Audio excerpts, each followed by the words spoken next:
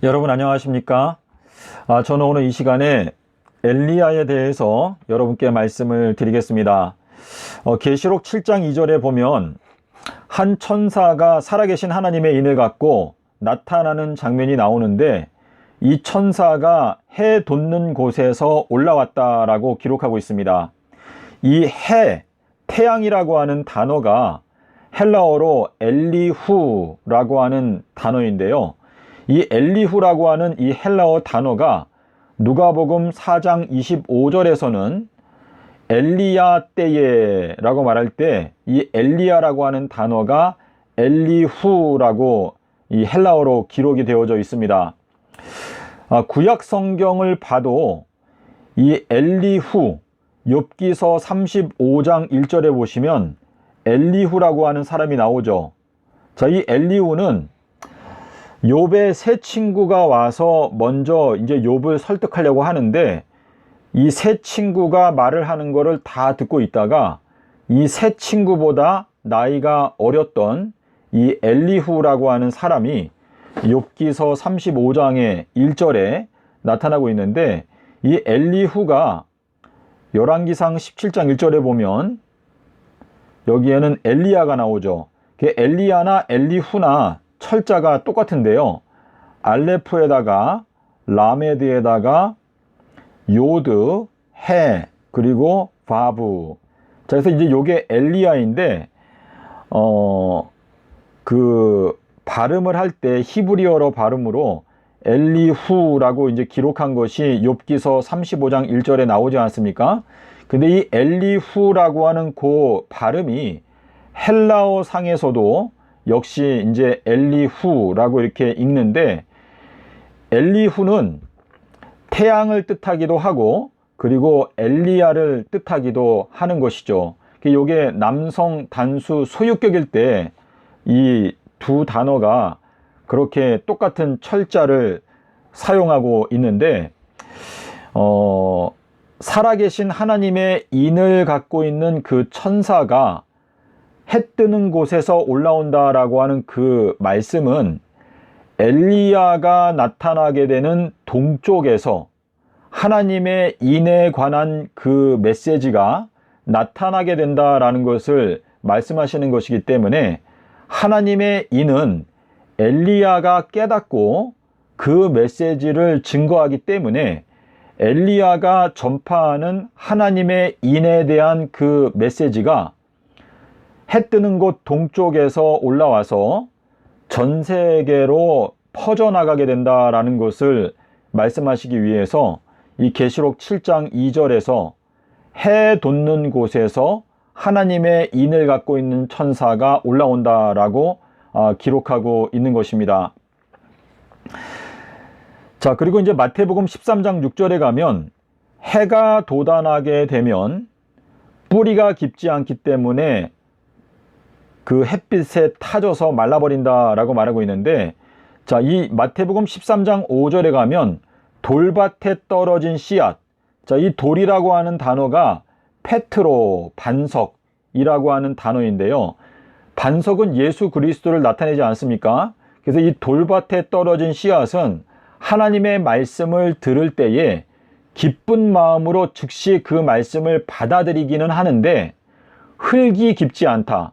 이거는 그 말씀을 받아들이기는 했지만 그 말씀을 깊이 깨닫고 뿌리가 흙 속 깊은 데까지 내리지 않고 그냥 얇게 깨달은 상태, 말씀을 받아들이기는 했지만 그 말씀을 깊이 이해하지 못한 사람, 그러한 사람이 이제 돌밭에 떨어진 씨앗이다라고 말을 하고 있는데, 이 마태복음 13장 6절에서 태양이 돋아나게 되면, 이건 엘리야가 돋아나게 되면이라고 하는 뜻인데, 엘리야가 나타나서 엘리야가 전파하는 기별이 이 뜨거운 기별인데, 이 메시지를 듣게 될 때 뿌리가 깊지 않은 사람들은 그 말씀으로 말미암아 시련이나 어려움이 오게 될 때, 그러니까 마음 가운데 무슨 이유에서든지 갈등이 생기게 될 때 넘어지는 사람들을 바로 돌밭에 떨어진 씨앗이다 라고 말하고 있습니다. 자, 요 내용이 야고보서 1장 11절에도 나오는데요. 여기 이제 부자에 대해서 언급하고 있습니다. 자, 이 부자라고 하는 것은 낙타와 연관이 있죠. 낙타가 바늘구멍을 통과하는 것보다 부자가 하나님의 나라에 들어가는 것이 더 어렵다라고 말하고 있는데, 이 부자의 그 부자들이 쌓아놓았던 이 돈이 마치 해가 돋아나게 되면 말라버리는 것과 같다라고 이제 야고보가 말하고 있는데, 이 무화과 나무가 말라버리는 것이 2023년이었죠. 자, 2023년도에 무화과 나무가 말라버렸는데, 무화과 나무의 비유를 배워라 라고 말씀하실 때에는 이 2023년도가 되면 무화과 나무가 말라버리게 되는 그 역사가 있기 때문에 깨달으라고 말씀을 하신 건데요.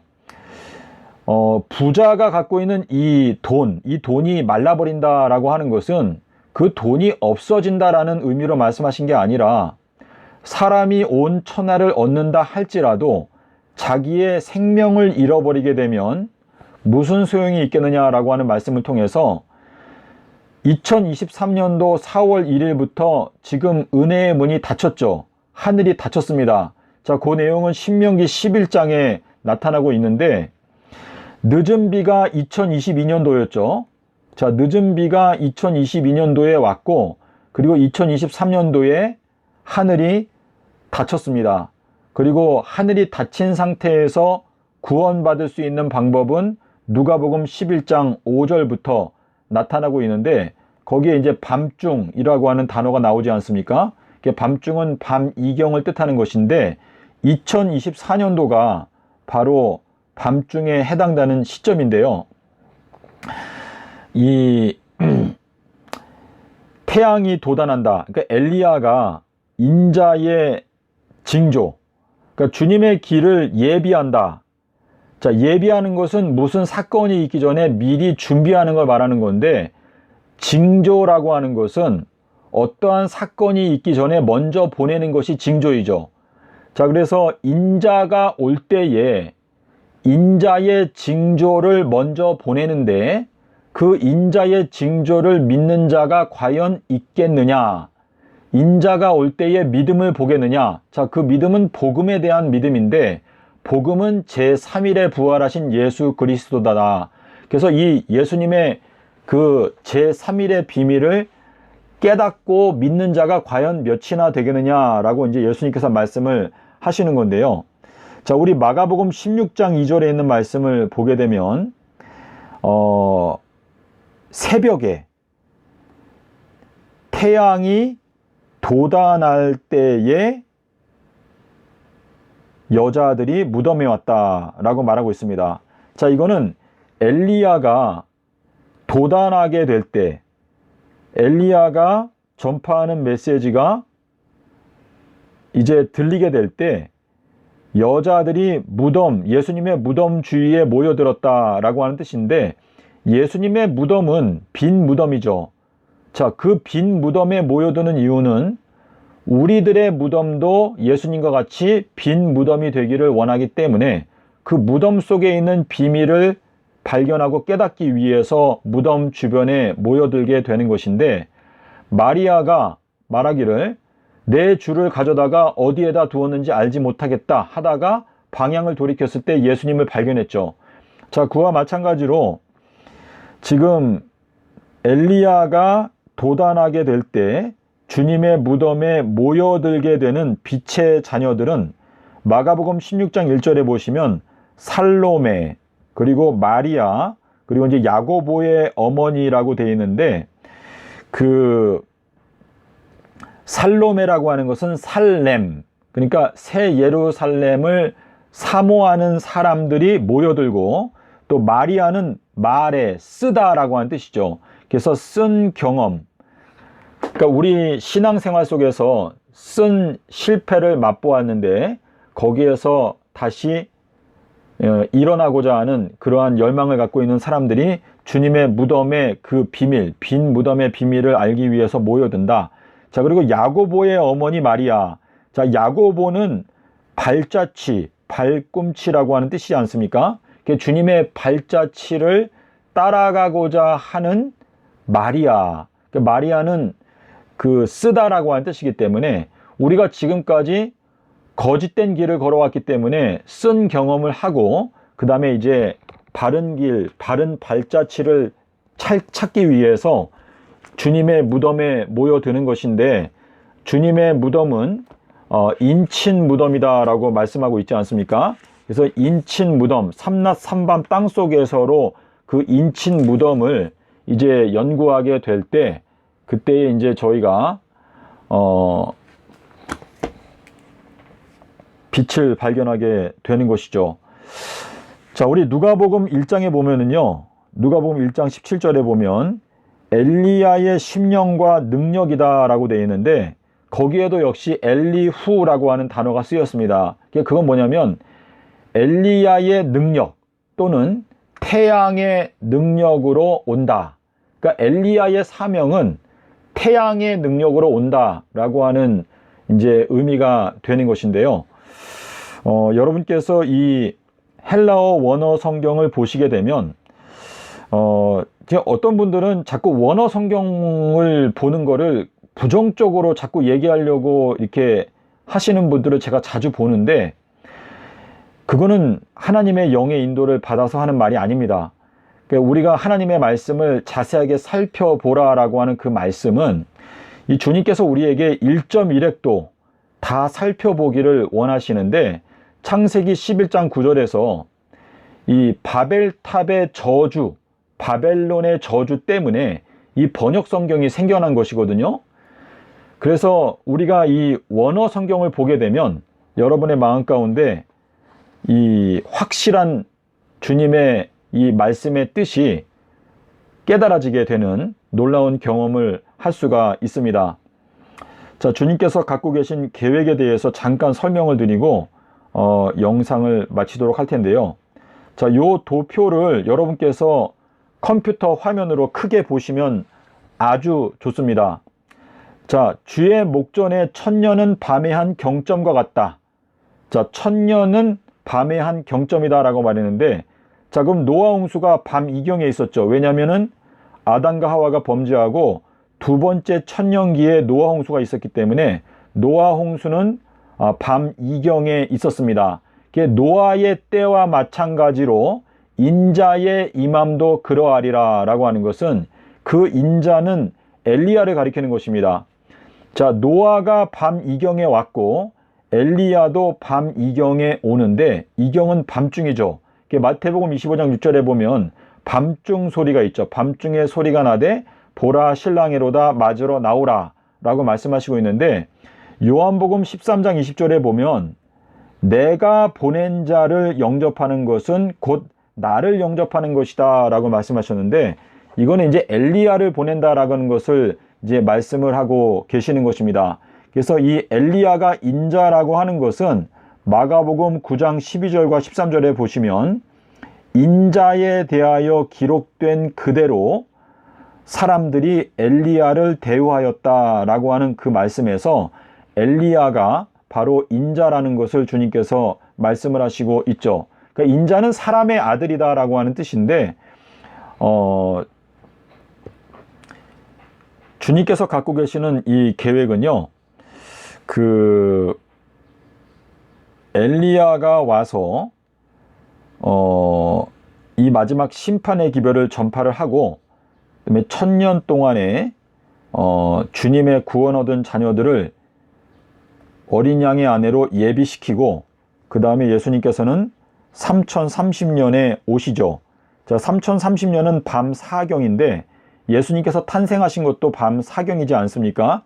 그래서 누가복음 2장 31절하고 14절에 보면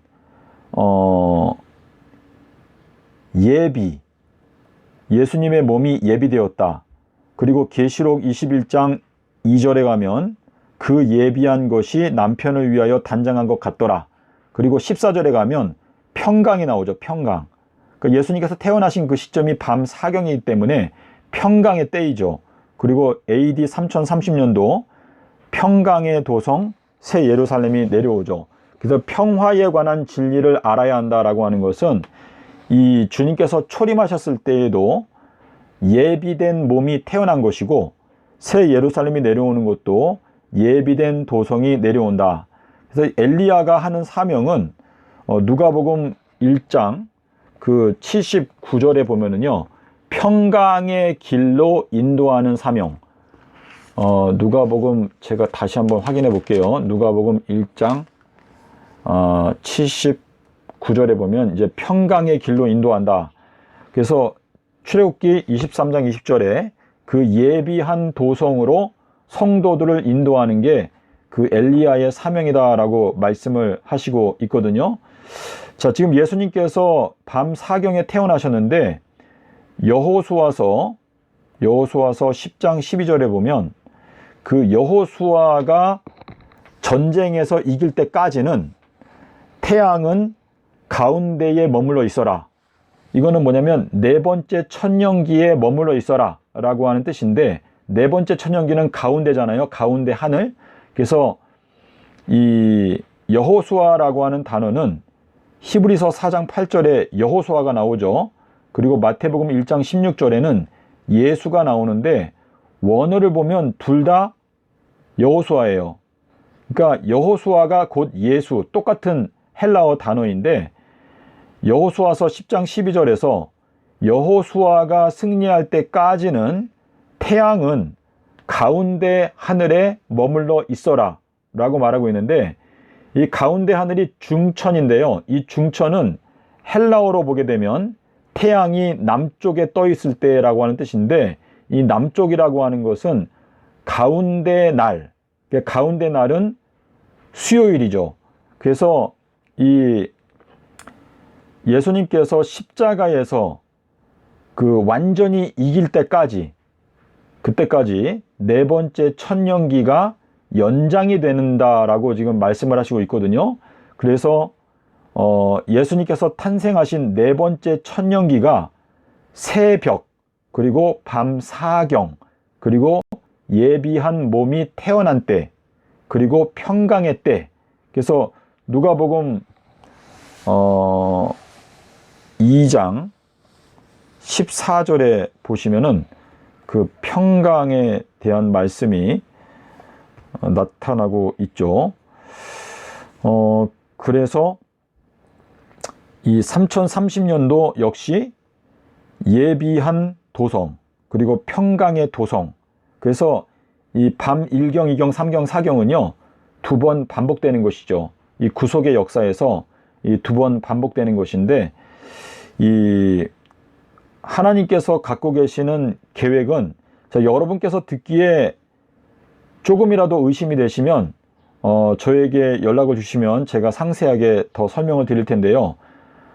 마태복음 24장 45절 47절에서 내가 나의 모든 소유를 엘리야에게 맡기고 엘리야가 1000년 동안에 성도들을 섬긴다 라고 말씀을 하시고 있습니다. 그래서 지금 이제 지구 역사, 그러니까 이 천년기가 시작될 때까지 한 6년 남았는데요. 6년 동안에 구원 얻기 위해서는 엘리야의 메시지를 꼭 깨닫고 알아야 되는데, 주님께서 이런 말씀을 했어요. 너희가 나를 믿지 아니할지라도 내가 하는 말은 믿어라 라고 말씀하셨는데, 제가 여러분께 부탁드리고 싶은 것은 제가 여러분께 드리는 이 설명을 말씀을 토대로 해서 한 가지 한 가지 반드시 꼭 짚고 넘어가시기를 바랍니다. 그래서 제가 여러분께 드리는 이 말씀이 분명히 성경 속에 확실하게 들어있는 말씀인데 생소한 말씀이기 때문에 여러분께서 좀 갸우뚱하실 수가 있는데, 마태복음 25장 6절하고 마태복음 14장 25절은 이제 서로 좀 다른 내용인데요. 마태복음 14장 25절은 밤 사경에 오시는 예수님이고, 마태복음 25장 6절에 인자가, 그러니까 밤 이경, 밤중에 인자. 근데 마태복음 24장에 나오는 인자하고 마태복음 25장에 나오는 인자는 같은 건데요. 마태복음 25장 1절에 그때의 천국은 마치라고 말하고 있는데, 이 마태복음 25장 31절부터 보게 되면 인자, 그리고 임금, 그리고 이제 아버지가 나오는데, 인자는 엘리야를 가리키는 것이고, 임금은 예수님 자신을 가리키는 것이고, 아버지는 하나님 아버지를 가리키는 것입니다. 그래서 2024년도가 이제 주님께서 심판을 엘리야에게 맡기시는 시점이 되는 건데, 여기 요한복음 5장 22절하고 27절에 보시면은요,